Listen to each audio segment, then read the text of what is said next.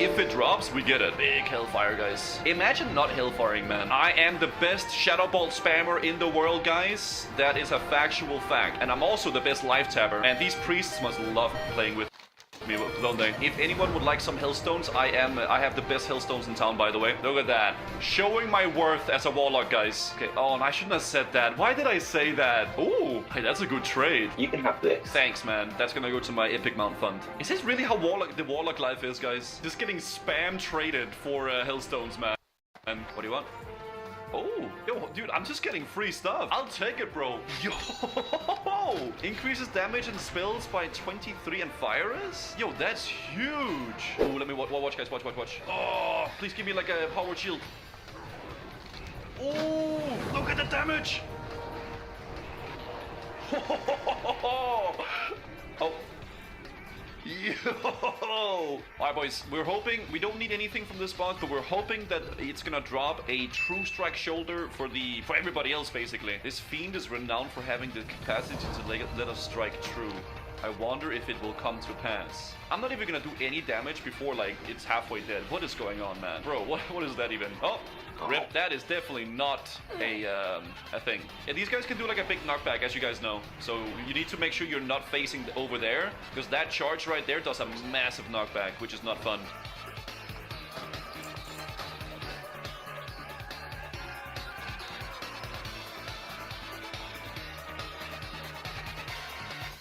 So I guess we are doing a full run today, guys. It's gonna be our first full UBRS run. I'm looking forward to it, man. It'll be very good. I just got kicked. Are you hacking me? Pray for Briarwood Reed, guys. Come on. Ah, F. God damn it, man. No. Wait, there's actually an upgrade. Wait, can I? absolutely. You need on it if you need it. Okay. Wait, okay, you can use that. Because I get like what, 13 more stamina? No, 13 more intellect, sorry. That's genuinely not bad. Alright, let's equip it. How do we look like with this? Oh wow, I'm so cute. I'm like a little star. Dude, there's so many dungeons I need to do, guys. I need to do Diamold, I need to do Skolo and Strat, and oh my god, there's so many things. And obviously like CG and stuff like that. Dude, I'm constantly concerned about the soul stones, guys. Yeah, it's awesome doing max level stuff on Gussie now. Finally, man. We got verified and everything. It's good. See, here, I'm afraid of alt tabbing, right? I told tap targeting or whatever it's called. Because I don't want to tap target to those guys. Okay, good stuff. I guess we're going this way, right? I don't think we're jumping down. Can you repeat content at 60? Yes. So what happens when you reach max levels, I can feel, is that...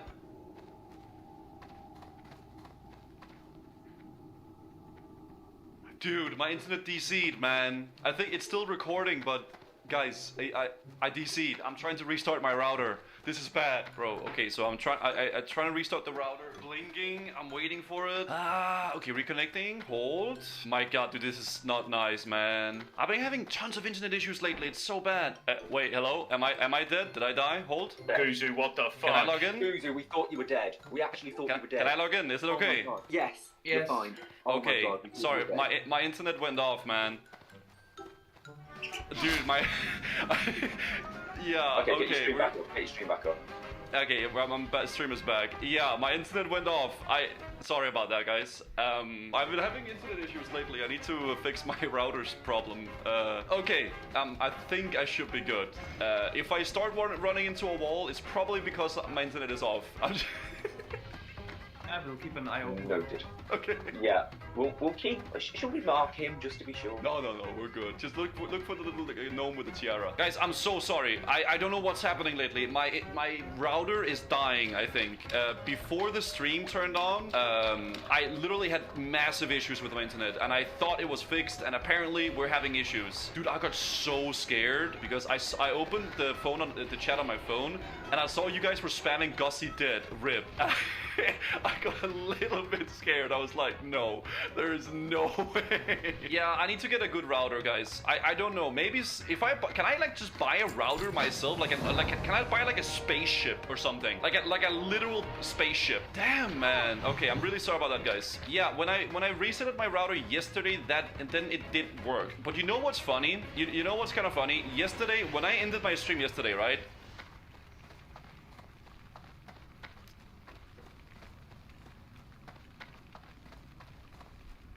It went off again. Okay, I'll go reset the router. Okay, so my God, man, I'm like going back and forth. I'm trying to, dude, I'm going back and forth. I'm trying to fix the router. I'm coming back here. I have my Twitch chat open on my phone. Look at these guys, and they're just all baiting me. Gussie died. 5-minute Andy. Rip Gussie. Glob Jellies. He killed the internet. You'll never do Dracosat. Kick L. Oh no! I just want to stream. I want to make videos, and I can't because my internet is dying. Oh my God, guys. Oh no. Okay, hopefully the router's back soon, please.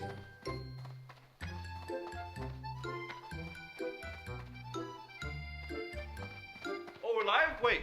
Hello, hello, hello. Goosey, what the fuck? Goosey, you're about to die, you're about to die, Goosey. Goosey, be careful. I restarted my router.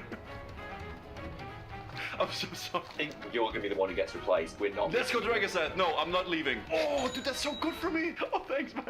I feel like I really deserve that upgrade, honestly, for all the work I put in today. You summoned Jen, you know, you're doing really good. Dude, that's huge. Oh, it's purple. Listen, I have no idea if it's okay. I just don't want to leave, okay? I wanna do Dragosat really bad, okay? We're gonna. I did restart my router, but we'll keep going, guys. I feel like I'm giving a really bad first impression on all of you guys. My God, you're doing fine. Don't worry. I'm DCing, I'm talking about like doing Dracosat, I'm like trying to like get them all into doing that. Oh yeah. You know what, guys? It's ever since we installed Booty Bay Battle Royale, that game Bonnie made. Since that stream, that's when the PC started going down. I think Bonnie is in the PC, man. He's in the PC, crypto mining my entire thing. I don't know if you can tell, guys, but I'm really angry right now. Okay, this is my angry mood, okay? I am really annoyed at this ISP issue and this internet. I hate it. It sucks, man. It is what it is, right? There's not much to do about it. Okay, so surely we have now been alive for 20 minutes with no DCs. So we're gonna keep going like this, right, computer? Right, provider? Right, modem, everything? Now we're working. No more DCs, okay? We've had our fair share of disconnects. We're good to go. Actually doing stuff now. We're not DCing. We're good. What if I'm running and I DC while running? I would be running into that pack right there and just dying. That is a very below 60% life tap I've seen there. Yeah, sorry, I was spaced out. I feel like they're more scared for my character than I am. Are they? Corruption, this one, nice. Oh, we pulled the Iron Guard, that's fine, just the one. Come on. That's fine, yeah. I don't know how that happened. Yeah. You shouldn't like demo shot. Why am I so low hit? Why am I? I did not demo If shot that's there. what happened, I'm not sure what happened. Oh. I didn't demo shout. It might have been a critter, yeah. That's weird. Okay. Yeah, we put all of them. Hellfire? Yeah, I should have Hellfired there. Watch Shred, please. Don't Yep. Shred. It's gonna be really shit. I'm scared. Okay, intercept. This here and that Yeah, there. just pump. So I don't know if we do an emulate. Oh, Okay, there we go. Cool. Okay, I'm gonna pop this operation now. Okay. running away with that. Shadow bolting up. Oh, I need like a Vigor so I can like, or like something I can time my corruption with. It's too far away for me to see it really. Okay, now. Ooh! Okay. Okay. Want that? What? Yes. Everything is fine, guys. I don't know how you were that high then. Okay. We're fine, we're fine. Okay, hoping for the item that we wanted. Yeah, we got it. Easy. Here it is. Go. Ace of Beasts again. No way! That's, Those are really good. Congrats, Aura. I'm kidding. I don't know if they know I'm joking. I'm joking. I'm kidding. Oh my god. How would they look like on Gussie? Jesus. And what can we get from last boss loot-wise? I mean, we're gonna have to get that quest done. Ooh, the Spellweaver's Turban is insane. I mean, I did get an upgrade, but this one is just way better. This is like ridiculously good. Spell power and healing. This is like a unused trinket. And then we can always get the Dreadmist robe. I don't know how good 0.5 is, but I mean, this does, I mean, I think you do want to do it, right? The dots are running, Hellfire is blasting. I have aggro on 2 mobs. This is not smart. I'm gonna start. Maybe doing the Hellfire is not the best idea. Yeah, we got a helmet, man. We got a really, really good helmet. We lost the rolls on the pants, which is completely fine, but we did get a helmet, which is amazing. That turban, though, would be just way, way, way better than this helmet, though. I really want to do it, but I don't want to over aggro, right? You know what? I'm doing it. A little bit of Hellfire never hurt nobody, didn't it? Just a little teeny tiny bit, guys. Damn. I think once they do have threat, we can start doing it. But doing it off the bat is definitely a lot more scary, right? Okay, there we go. I think we'll kill this corner too, maybe. Dracosat is getting pulled now. Here it is, guys. Okay. So we go. We need to single target here, though, for sure. pass, you can stand crash. Okay, I'll single target on this one. Little sussy dot on that one, but that's fine. Cooldowns. Yeah, big D's. Have to die quickly. Okay. Do that there. Okay, one at his dead, and you can ice block. Okay, ice block. Okay. Okay. I'll tap a little bit and then banish myself up. Okay, I'll tank him near this pillar. Make sure line of sight is not a Yeah, problem. I will get conflict. Okay, the boss is coming. Where is he? Yeah. Dude, look at him. Okay, he does have massive conflagration, which is scary, but Like, we should be okay. Exactly now. I'll just stand all the You way can do back it. here, guys. Spot, This is where we pop off in damage, guys. Up front left. Jim, you can do that. So, oh, what is that thing? Jim. Oh, I did. got a little bit scared Okay. there. Re-emulate. Oh, into that stack? Yeah, you're right. Wait, I'll Where's go the over here. conflict? Oh my god, he's so nice. There it is. Yeah, don't stack, don't stack. Okay, I'm used to melee. Literally my first time being ranged in this boss, ever. I forgot to attack with Coil. Alright, there it is, guys. Almost top DPS. No! Oh, that's huge, though. No Turban, guys, sadly. Painweaver Band is amazing, though. This is so huge for the melees, for sure. We survived even with the multiple DCs and everything going not as planned. Even through the trials and the tribulations, we will still get our item here. And that is gonna be very, very good. Okay, Eyes of the Beast. 2% crit with spells. Nice. Oh, that means we have like 2 little stars things now.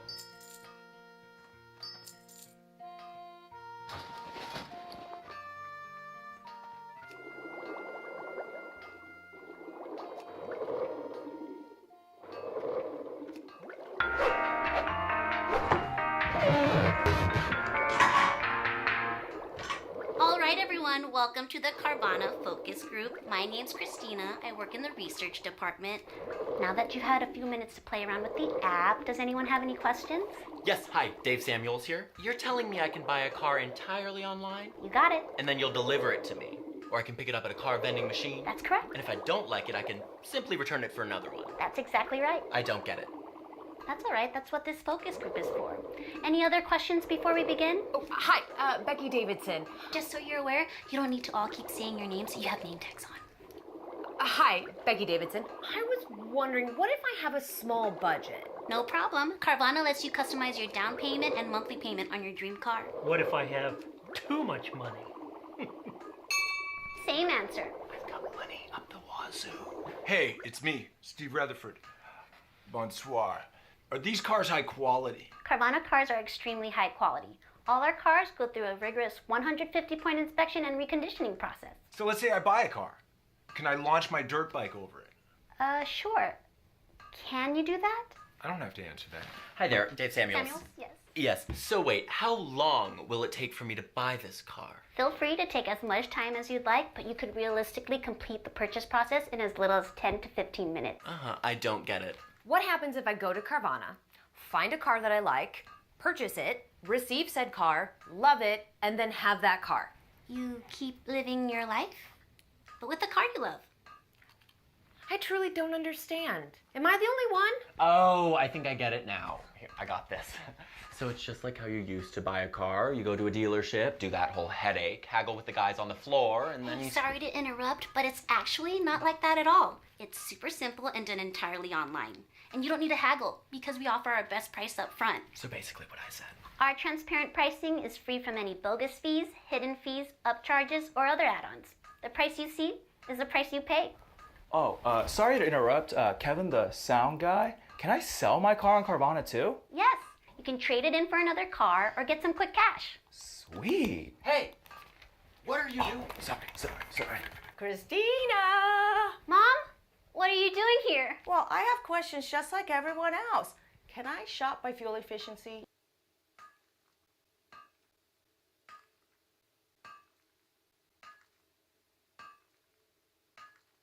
We neither had one. I think that was just, I think tank damage difference mattered a lot. Like, I noticed that our tanks were like fucking cranking damage with corruption, and I don't know if that was happening in your all's guild as much, but I haven't looked too deep into that. I mean, Drestegaf, I 100% agree. So like, we came in there and You guys copied our strat, right? That's what. Well, we were trying to like look at what you guys did and try to like rocket science it, make an idea out of it. In hindsight, you would be better off not seeing anything. Yeah. And just pressing W and hitting. Yeah, the fucking because that's what we target. did. I found that how you so killed funny. I talked to Roger about this, and he told me that like you guys had a mage trial that like while you guys were killing some other boss, he just wrote down every single thing we did and when we pushed bosses and why, and then like you guys just basically copy pasted it, which makes sense for people who are listening. Like this happens all the time. Oftentimes you may have a strat set out for a boss, even though Drestagath is a very weird strat boss, but like you may have a strat set out, and then like another guild kills it, and there's not a real reason. It's time inefficient to try to do something different than something you know already works. So a lot of the times, even if it doesn't look great, you just do something that someone else did. So that's what they tried to do with ours, but our strat, I still to this day do not know how Drestagath works. I just marked things that looked good to kill, and then we just kind of made it work, and then we killed it like pretty decently fast and had like a nice burn at the end on our last, at the end of the fight. So if someone was trying to copy that exact YOLO, it's just gonna be like, dude, this is just worse than like planning it out. So, but it was just kind of like a YOLO boss. It was weird. I don't know why I don't know why we killed that boss so fast. I genuinely don't. Yeah, we were just stuck on it, trying to overcomplicate it. Wait, didn't that same thing happen this raid? I think I heard that like you guys, on Dathia, you got to Dathia and you basically tried to like copy the amount of people or healers we were sending up or something, and it ended up hurting you because we spent all of progression on that fight trying to kill the boss with like only 4 elementals instead of 5, so we were like under healing and we were, you know, trying to go as far as we can, and then we didn't really change our strat when we nerfed it because we were just able to kill it right away. So like if you were to approach the boss after all those nerfs for the first time, you would have went in with just more healers or been safer, and I think that's what you guys went through, right? Yeah, we had the people dying on the platforms due to lack of healing. That was one thing, and that was super frustrating. Especially, you know, you can look at a death, and you can look at as a DPS player, and be very analytical about your personal cooldowns. But there's nothing more frustrating than when you die, pressing your personals how they're planned out, and then you still die. And that happened a lot. That happened a lot in on that fight, and that normally doesn't happen very often. And that was very frustrating, because that's the first time I've actually felt like there was a lack of healing, and I could do nothing about it. So that was a little bit annoying, 100%. And then we tried to do like a weak aura for I don't know how long, and the weak aura kept breaking. It was super frustrating, and I was against like a weak aura that fight. Dude, the same thing happened to us. Holy fuck! Continue. Sorry, it literally the exact same feeling.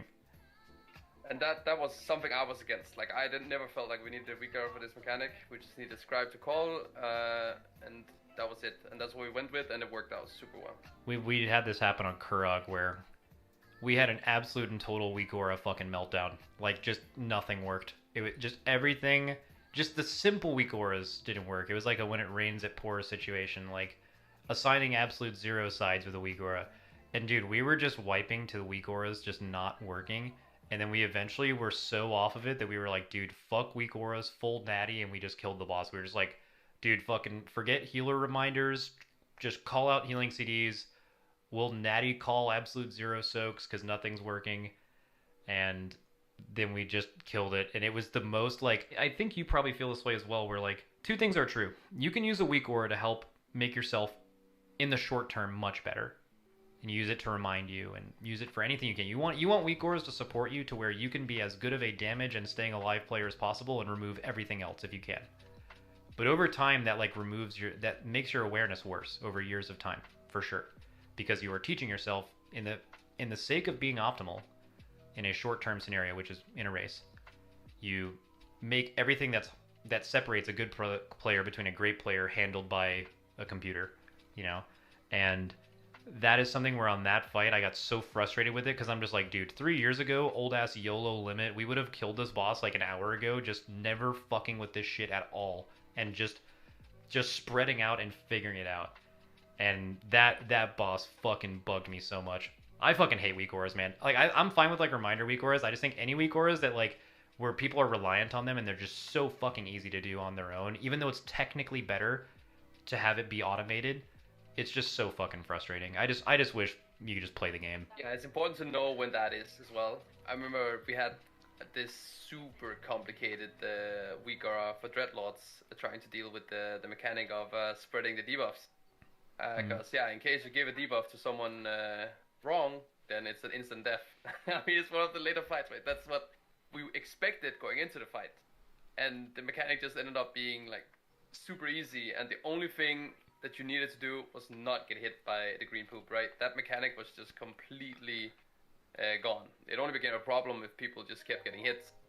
So sometimes, I mean, that was a pre-progress thing, so it didn't really matter. But I do think there's some situations where we're trying to overcomplicate some strategies, and we're trying to weaker ourselves out of it. And especially these complicated weakers, a lot of times they just take too long to get perfect. Yeah. The fear was one of them. Yeah, the feeling of being able to progress a fight and having your entire raid chomping at the bit to pull it and kill it, and having to sit there and wait for weak auras to be made or fixed is definitely one of the worst experiences I ever have in raid. That and I think the only thing that ever makes me mad in raid and tilts me, actually, like I'll never get tilted to wiping except for one thing. If there's a problem to solve or something you could do on that pull and talk about to make better the next pull, I'm happy. I'll wipe forever, because that just means you're getting better. However good you are, you're getting better every pull. When you feel like there's nothing else to figure out and people are just like hinting to things you figured out a long time ago, that is the worst feeling of all time. I can't hide it either. It's like you're just fucking mad, man. Like it just shouldn't happen. I think that's every raid leader's weakness. Yeah, it's so rough, man. Oh, sorry, you guys are just here listening to us talk about raid shit for like an hour. Oh, this is a great podcast, actually. Yeah, no, we're just chilling. Just chilling. How do players in Liquid deal with like their individual performance and optimizations when it comes to optimizing their personals, offensive CDs, looking back at certain things, personal reminders, stuff like that? How do you usually do those things? Is that just up to the individual person's responsibility, or is there support internally? There's definitely support internally. There are analysts who that is like kind of their job, at least to support in that. Like I think usually how it works is, let's just say Shakib wants a timer for his blurs in P1. He's like, I've been blurring at the same time in P1. I just like a reminder for this one. He would just like message that to someone and it would be done for him. So like I guess there's that kind of support for any kind of reminder, I guess, during the raid. I think we use very similar reminder systems. It's like you basically just have them input it, and then we both have a program that puts that into your weak auras automatically, so you're good there. And then I think it's mostly personal, right? It's like when you have small breaks or there's downtime in between pulls, that's the time for you to like kind of go back and watch a pull of you doing this and be like, oh, I could do that here. Actually this is really interesting, and I noticed this raid, is I think you guys do this all the time. You guys wake up and you guys look at our like what you probably watch a POV of like what someone who's playing your class in our guild is doing, just for literally any small thing that could be good. What's really interesting is we don't do that for you guys ever, and it's for a reason. It's because when you're like starting ahead and you know that like you're gonna enter Mythic first, you're gonna probably kill most of the like middle to like near the end bosses first, looking at your all's just stream is a distraction. It is literally a distraction. You're learning nothing. You've already done that. Right? So to prevent tilt and things like that, us watching your all's content, it can only tilt us if you kill a boss like faster than we think you're going to kill it or something, or whatever. Like it literally makes no sense. But because of that, we kind of like don't look at your all's shit ever, because in that way it can only be negative. But that's not true on an end boss. We're always going to be on an end boss at the same time. And I think we could have looked at what you guys were doing more once we got to the boss and looked more through POVs in the past because of that. And it's interesting because if you guys watch their shit, like they probably have frequently watched POVs or watch what we were doing. But it makes sense because them watching us is because they're behind and they're learning things that will potentially help them. So like the dynamic is really, really different, where like the psychology of going first and like almost feeling rushed. Like you don't want to fall behind because you shouldn't, I guess, even though it'll naturally always happen when you sleep, is much different than starting behind, where you just have to be as efficient as possible and know that you're going to catch up or hope that you catch up. I just think that's something that's like super weird. It's funny you say that. Do you think like the dynamic in the guild changes once you get behind for the first time? 100%. Because statistically speaking, we have never lost a tier against you guys as soon as we get ahead. You have never caught up again.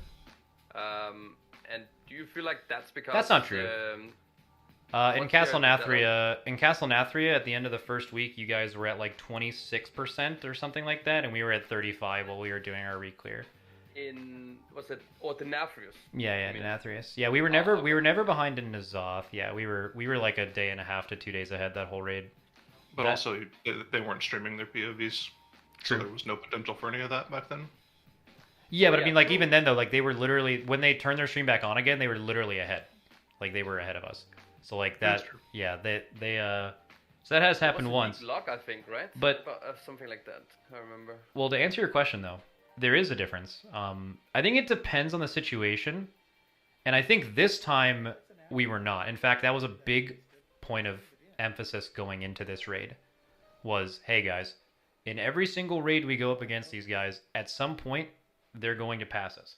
Because no matter what, whether we start a full day ahead of you guys, whether I think this raid in between maintenances, we started 4 hours ahead of you guys, I think, with you guys starting 12 hours behind and then 8 hours of maintenance. No matter what, we could start 2 days ahead of them. At some point, we are going to sleep, and they're going to have more efficient time, and they're going to pass us. The inevitability of Echo passing us is there. And same thing for you guys. You guys know, and you probably train yourself to know that when you go to sleep, you know you're going to wake up and we're going to be ahead of you. And you have to show up to the event and know that you're going to play well and pass us as well. Right? You can't, like, let that affect you. But for your all's team, I think it's different. I'll get into that in a second. And it's because, like, you're built in, from the very beginning, you're used to being behind. It's not a new feeling. You don't have to, like, work on that feeling. For us, I know that the psychology of it is that you feel rushed. And in the past, we have definitely, the vibe of our raid when we're in the lead versus when we just initially lose the lead is very different. And I think in the past, that was also a little bit on me. Like, I felt that. However, I feel the entire rest of the raid will feel. That's always been true. And that was something we really focused on this raid. So this raid, I don't think it affected us at all. Like, we literally didn't look at it. That was kind of the whole point, was do not look at what they're doing and only focus on us. And I think that did hurt us a little bit on Razageth, because I think our players looking through your all's POVs would have actually, like, gained some insight and, like, you know, just different ideas. 2 heads are better than one kind of thing. Oh, this guy's popping this there kind of thing. Do you actually have, like, a zero tolerance to, like, or Zero. To, like, actually watch? Okay. Yep. We did not watch your all's POVs ever as players. They were not allowed to do that. And the reason why is because we tilted because of that in Sepulchre. Like, specifically the way that Anduin went down, like, a lot of people will remember the Anduin thing. That thing was, like, pretty controversial. Also partly on me. And apparently they were doing some bad acting, like Liquid that is. Because you can clearly see here... Why are you talking, Mike? This guy doesn't give a fuck. Oh, I'm muted. Are we sending it or? He just doesn't give a fuck. And Max is like saying, "Oh, watch stars," like they're trying to hide it or something. I said something I shouldn't have back then. Of course, I know I tilted you specifically for quite a long time after the Anduin thing, but yeah. I got heated in the moment. You know, you're very passionate. I remember what's it called, THD had a similar thing after Castle Nathria, screaming "fuck Echo." Come on. Yes.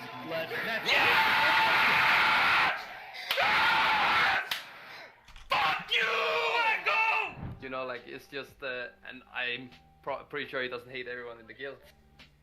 It's just, you know, when you're in it. Well, for what it's worth, I don't think anyone know why Genji or why THD did that.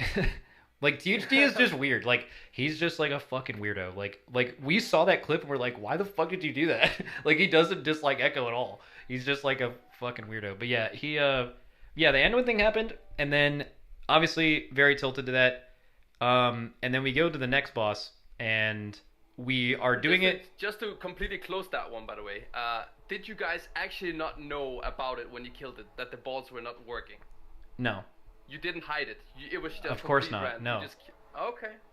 Yeah. So that was the first bullet. That was the first pull that ever happened. Yeah. So I'll explain how it worked. We got to that boss, and for a while in P3. Were you guys in P3 when we were in P3? I don't remember if you guys had a P3 pull or not. I don't remember. Maybe we've Okay. seen it like So- something. Phase 2 was the hard part. So in fact, maybe someone in my guild, if they're listening, I don't know if they are, could actually link me. We have clips of this. The Divine Stars were fucking huge in P3. They were killing you from like 5 yards away from their animation. Like, it had to be fixed. People were just dying all the time to stars that were nowhere near them. And we were basically just waiting on this fix to continue progressing. It was like, you basically had to be guessing where the Divine Star animation was. It was just like 3 to 4 times as big as it should have been. And it wasn't. It's the same Divine Star animation that was in the first phase. I guess just different spell ID. They got the spell size wrong. Whatever. So we had been used to that. So when we got into that last phase on the pull that we killed it, we weren't getting hit by them. But people didn't know they weren't getting hit by them because we just knew that their hitbox was infinitely smaller. Like as soon as someone didn't die from them going like 2 yards to the left of them, they were like, oh, they fixed it. So we didn't tell the difference between them not being overly big to them not hitting at all. Like the fix they made was they just made either impossible or extremely hard for them to actually kill you. And then it was basically we were just focusing on the kill. But then we watched it afterwards. It actually, I think it was within like 10 seconds of us killing the boss. One of our healers was like, yo, those things weren't hitting us at all, right? Like they were just like, they realized like during the pull, but they weren't going to say it during the pull. They're like, yo, those things like, I got hit by one of those things. It didn't do any damage to me.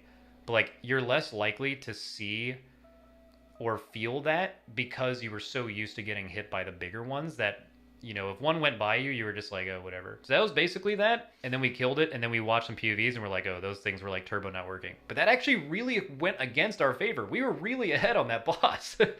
And then it fucked us. The reason why it was so tilting was because we were so ahead and so like genuinely that boss is dead within like 5 P3 pulls with those things hitting you or not. We wouldn't have killed at that pull. Multiple people would have died to those things, including the tanks at the end. But that boss was very close to dead.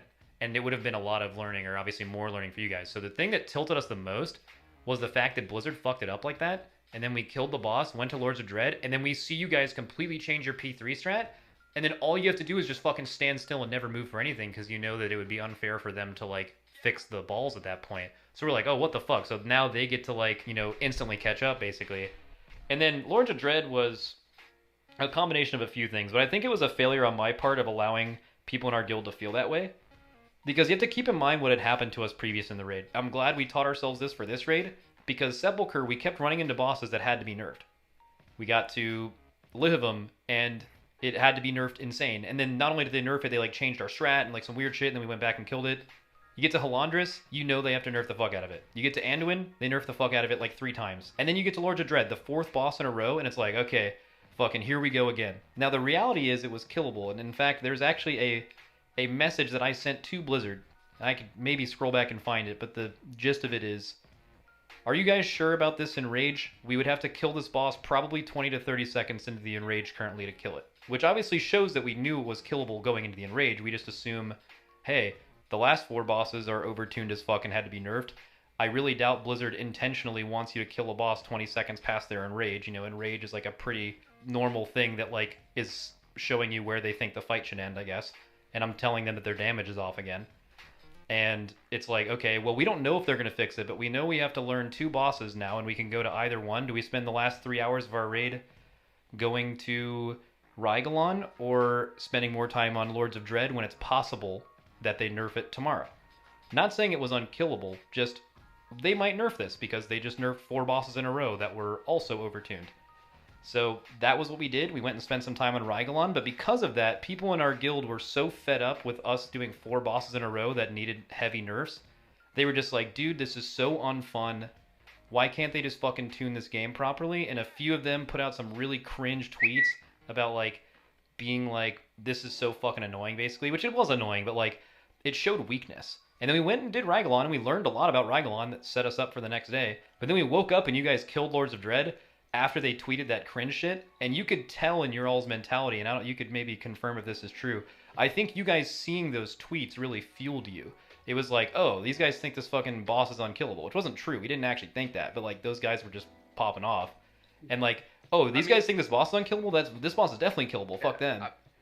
I mean, part of competition and progress, of course, without being toxic, is also a little bit of the mental aspect, right? You get the momentum when you see your other competitor a little bit down. It fuels you. Of course it does.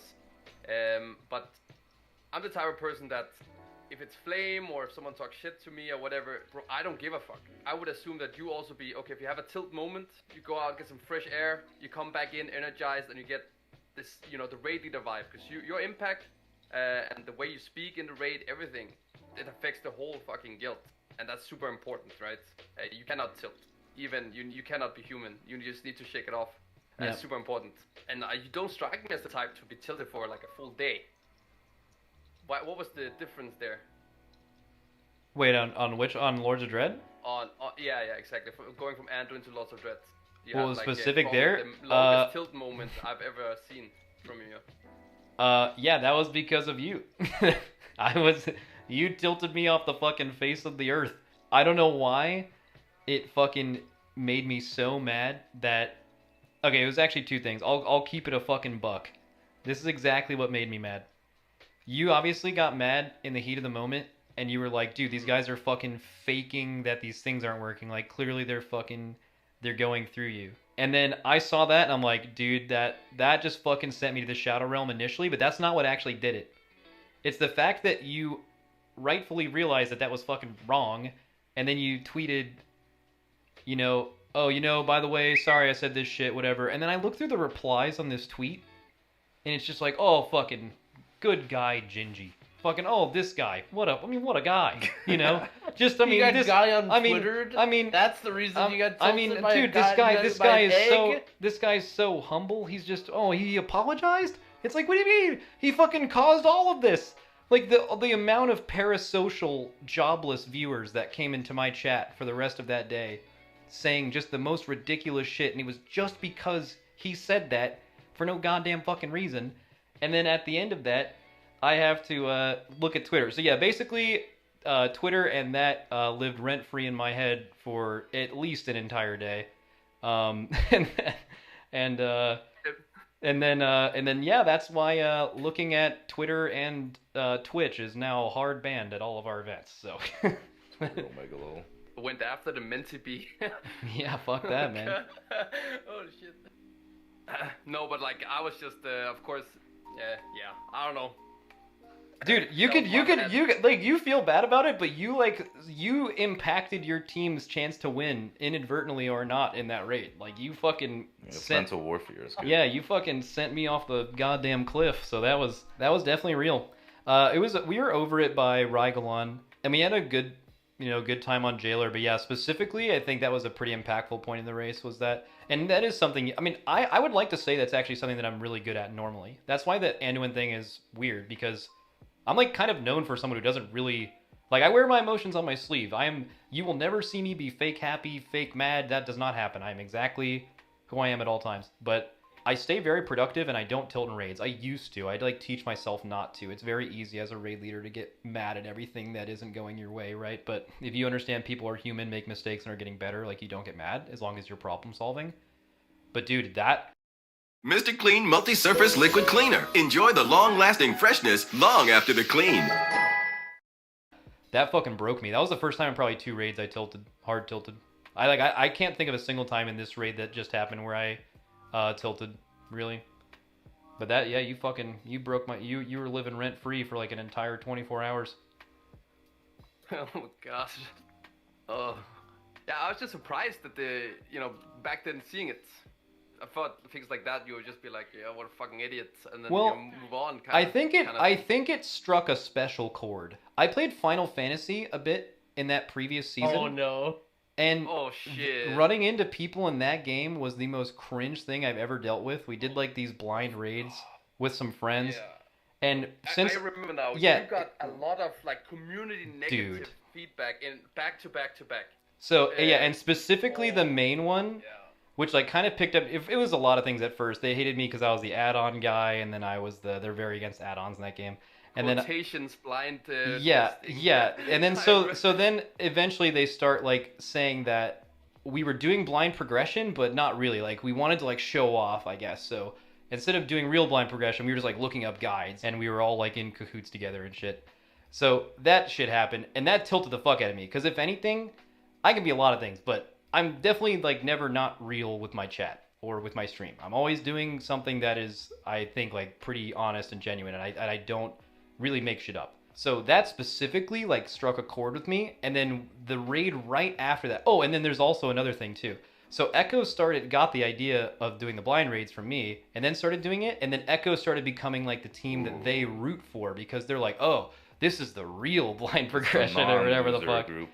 And then all that shit, right? So like I know all these people, all these like cringe weirdos in that community are Echo fans. So I'm like, okay. So then this happens to Echo from us, and the insinuation is that we were cheating on purpose and not talking about it and lying about it. Like the dishonesty and lying about it. So I think, if I'm being 100% honest, the reason why that specifically tilted me that much was a culmination of a lot of things. Yeah, I remember there was a guy that literally made a YouTube video calling you out, and I think Dude. that Yeah, I one watched kind of that blew up video, as that well. was sick. That Yeah. was sick. Basically, the claim at the end of all of that is like, because most of those things they said that I came up with as well were like things that Nagura and other people came up with. They weren't even my strats. They were like other people's ideas that they were claiming as evidence that we looked up these fights ahead of time, like certain things that like the Party Finder did. The end of all of it was everyone in our group was cheating, but you know, we were like keeping it quiet, or like certain people were and other people weren't. But the idea of like 8 people on that many hours on stream keeping all of that quiet, and also none of them thinking that me or anyone else was looking up guides, it was just a very weird dynamic. But it basically just stemmed from, as soon as I started playing, I was the only person streaming with add-ons, and there was clearly a target. It was like, we don't fucking like this guy, something about him, don't like him. And even before this, there was like 10 other things that there was so many Reddit posts about like, this guy's doing this. They blamed J-Funk for cheating and using a mod on J-Funk. E4S was the boss. They blamed because he sounded like a robot when he opened his mic. There is a Reddit post of people thinking we were using a voice-to-speech thing because they assumed when he said fourth I remember that. fourth quadrant that he sounded like, dude, it was anything. It was literally anything they could throw at me. What they or in think our it was, like direction. some sort of like bigwigs or something? It was really J-Funk? Yeah, they thought, yeah. So his name was that for a while. But yeah, so just back to the Anduin thing. That was a culmination of a lot of stuff, I think, to tilt me that hard. I mean, that's understandable. Well, it's not understandable. I mean, I still shouldn't do it. Like, it's embarrassing that I did it.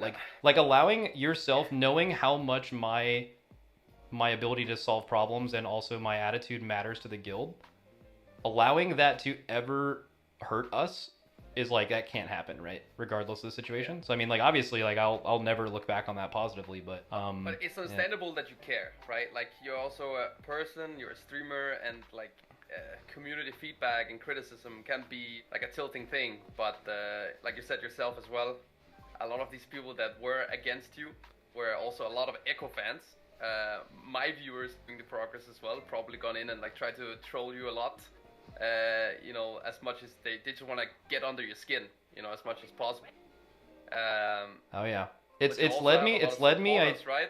It's just about not letting like that negativity, like, be the focus, and skip past all of the positivity, right? Because I mean, there's a lot of that too.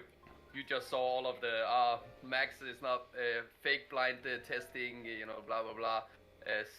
They knew about the Anduin, whatever the fuck it is. Fuck Yeah, that shit. that's why it's hard for me, I think, as this is kind of weird. I feel like when Echo gets a lot of hate towards you guys for whenever that is, it's directed to your main channel because your main channel gets the most viewers.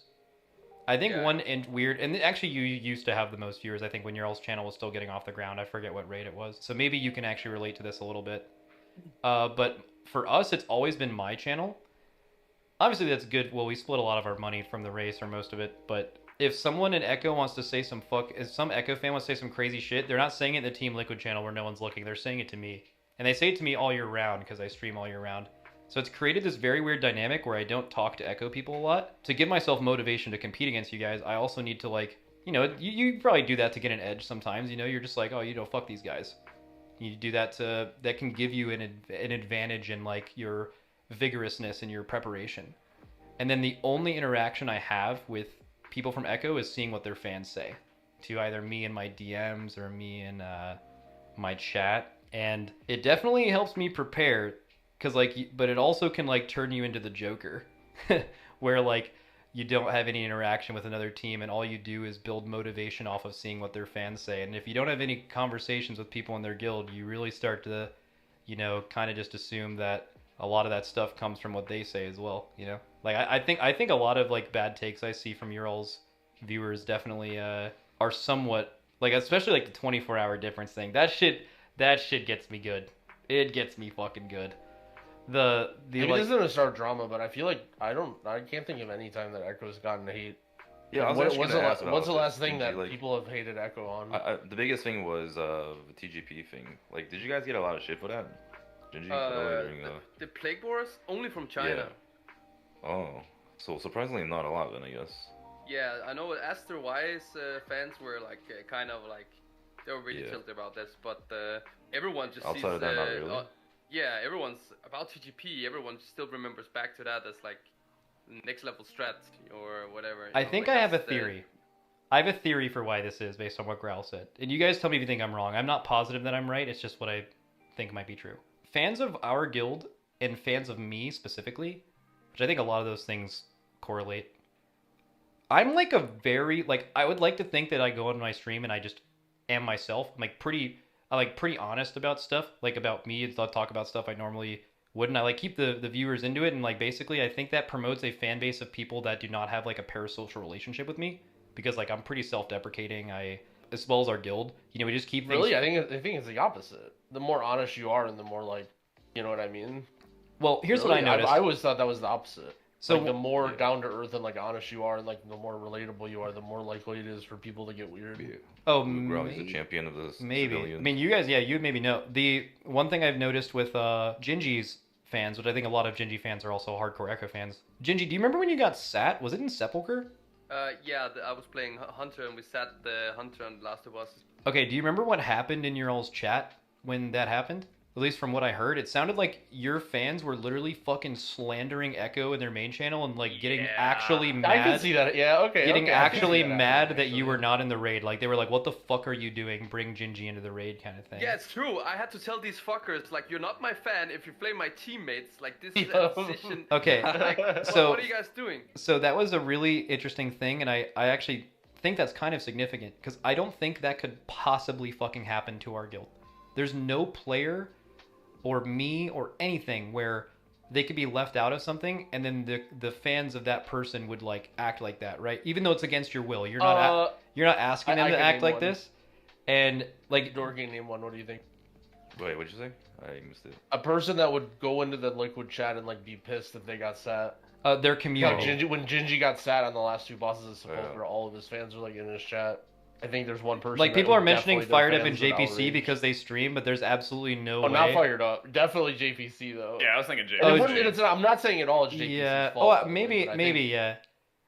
He's got some fans, is all I'm saying. Yeah, but what I'm saying is, I think that to act like that, it's two things. It's obviously like I think it's pretty parasocial and it's like a very deep emotional bond to the streamer. But I also think it's passion level, and I think the passion level of European fans in general, there's not a lot of American video game fans that are nearly as passionate about esports or even sports in their country that is close to what is true in Europe in a lot of cases, especially the poorer parts of Europe with their local football teams. The level of fandom, it just means something different. It's deeper. Oh yeah, most NA people don't give a shit. World of Warcraft, like the closest thing in NA might be like SEC football fandom or something like that, but I mean it's nothing close to Europe. And I think it's that feverish fandom and the kind of parasocial bond with the streamer that makes them like that. Dude, after this raid, man, I felt some ways about the raid. I didn't say shit to anyone. I wasn't on Twitter for an entire month. I didn't see what anyone else said.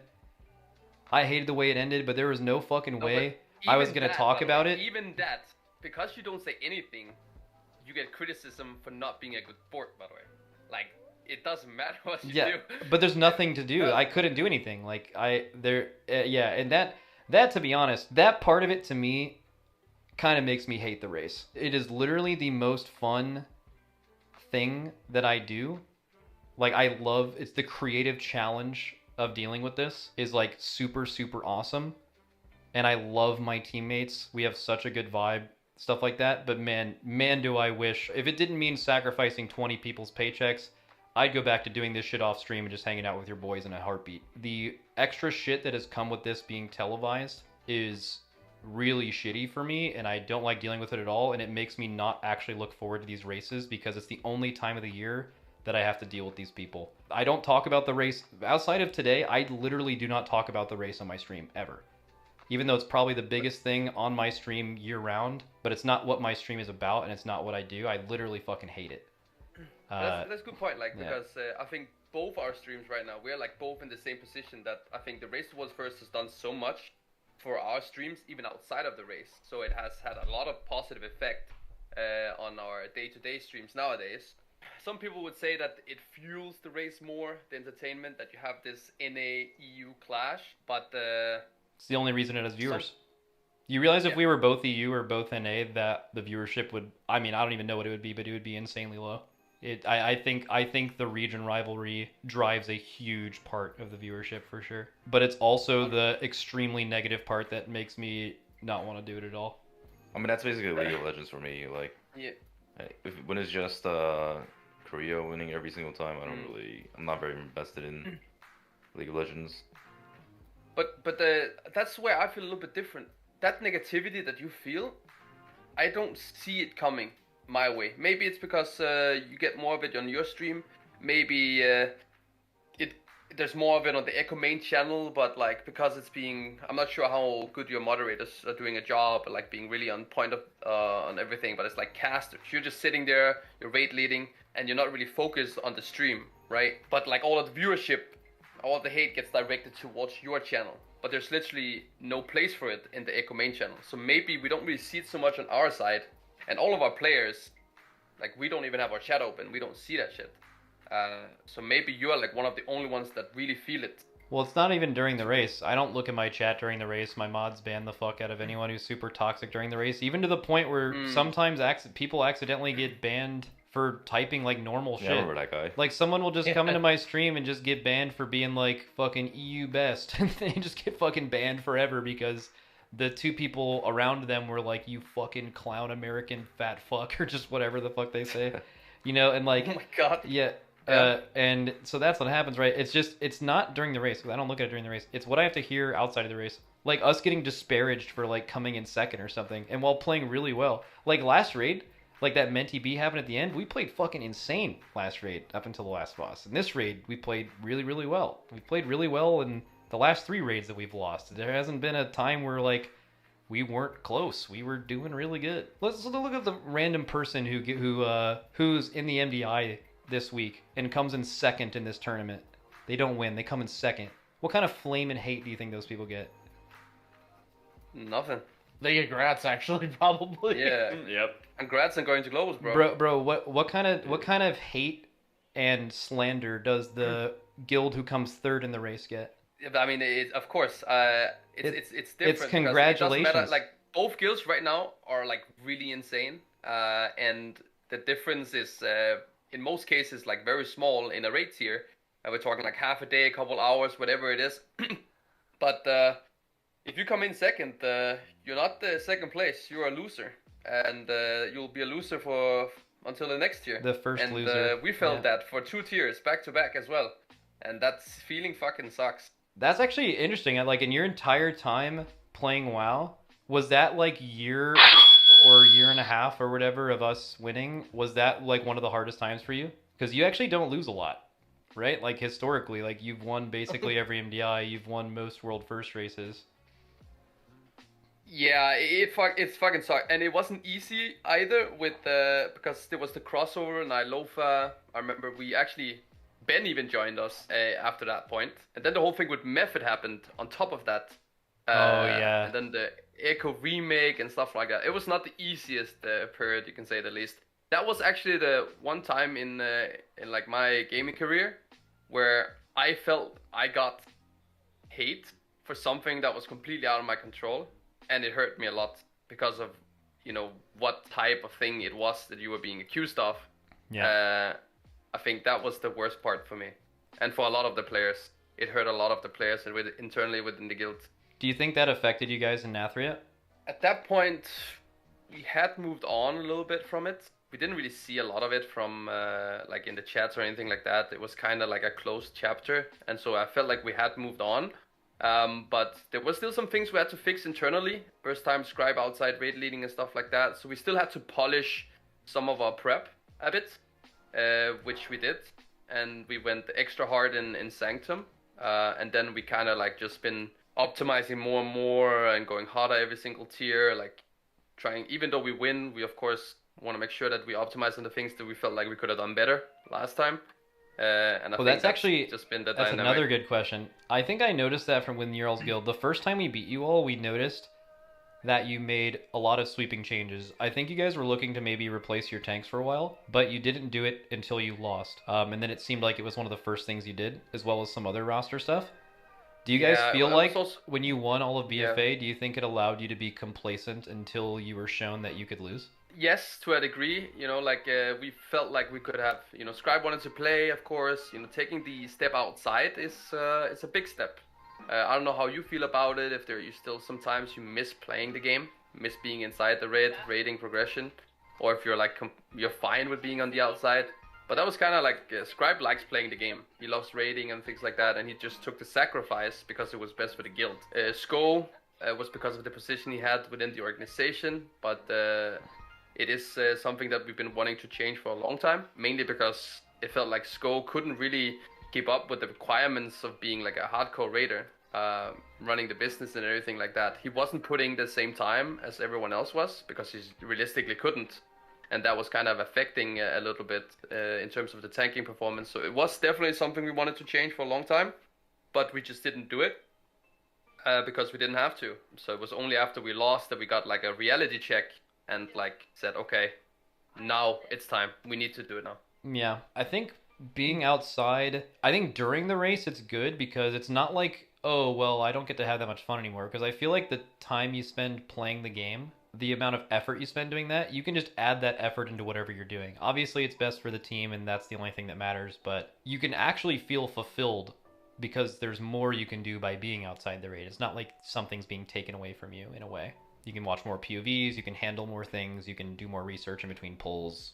You're less mentally exhausted from doing all of that while also playing every single pull. All that shit. Yeah, I mean, obviously everyone misses it who's doing this. In fact, I actually think 21st Man's actually overrated. I think there's a lot of times, and I think our guild feels this more than yours, because I think Roger Brown is an extremely good and suitable raid leader, and he's in your roles raid at any given time. And we don't really have that, and that is something to where I feel like me being in the raid would be really impactful, like for sure. Obviously the things that comes with that is obviously while you're turbo raid leading early pulls, your damage won't be great, and then it'll be great later when it's like time to kill, which is like the only time it really matters. And there's like that slight optimization, but the amount of things you can change by actually being in the thick of it is a lot. I do that on my own. I purposefully don't kill these bosses for the first time with my guild after they're way more geared and are going to one-shot it. I progress with my own alt team that I do outside of like our normal guild raids to do that. And I think it's important that you go through that process and learn that all the things that go into that, not only to keep you more up to date for the next year, but also to challenge yourself and to make sure that you're doing everything you can to be the best. And I've seen while doing that, I can say this without a shadow of a doubt, that team that I'm raid leading, if I was raid leading them from outside the raid instead of playing, we would be a significantly worse team. Like significantly worse. And I think there's a little, now obviously the content isn't as hard as what we're doing in the race, and our guild obviously has far better players that are in this group, but that, you know, just that still does apply, and a lot of it isn't player skill. A lot of it is just being able to make quick swaps from being inside of it kind of thing. So, dude, also just quick shout out, your guild, if you're listening to this, should never 21st Man raid lead. It makes no sense outside of going for world first. It literally, unless like someone doesn't want to play the game at all. Wait, that's my guild. It doesn't make sense. There's no reason to make that sacrifice unless it's not a sacrifice for you. But I'm pretty sure Scripe and I would both, like in a perfect world, would rather play. I think it's definitely obviously had a lot of influence, but like as we talked about earlier, I don't know how much 21st Man mattered as much in Nyalotha. I doubt you'd see huge differences with it not being that way. Okay. I mean, you get to play during farm anyway, so like making that sacrifice leading up to progress, I guess, is not too bad. Would you say you're washed as a player? Definitely not. I mean, I'm playing right now with a bunch of.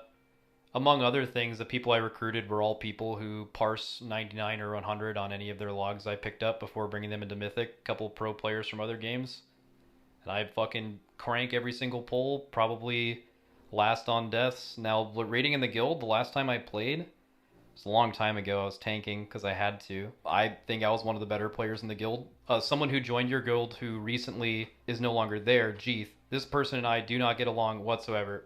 It ended really rough in our guild. Him and I do not get along. But that guy would probably still tell you, and he said to my face and others, that when I was playing, he thinks I was one of the best players in the guild. If I had to not raid lead and play and all I had to do is focus on my own character, I think I would 100% play at a world first level, no question. I don't know if the amount that it takes out of you as a player to raid lead and play would be enough to make up for the difference of whoever the next best person on your roster is if you're just trying to focus on purely mechanical things, but I think the ability of having a raid leader inside the raid would be different than that. I mean, the outside raid leader is more than raid leading nowadays. Like you said, it's problem solving. It's like looking at what went wrong, looking at the VOD from previous poll, and then, you know, being able to come up with a solution quickly and then progressing faster. Like, most of the time we have Scribe doing all of that shit. Like, he's not even raid leading half the time. We have like Mirrors coming in and then doing the raid leading for him while he figures out strategies and whatnot. Well, that's because that's what raid leading is. Like, you keep mentioning Mirrors comes in and raid leading. Like making the calls during a fight, I feel like is often realized as the thing that is the most obvious to a viewer, but it's not actually raid leading. Like, 80% of raid leading is what you're saying Scripe does when Mirrors is raid leading. Or like calling things. It's problem solving. Your job is to quickly, and what separates a good from bad raid leader is probably two things mainly, and that is the atmosphere and like accountability of your group. Of like, you know, if someone in your group messes up, Gingy, how many times last year do you think someone messed up and they purposefully didn't admit to it and you had to like search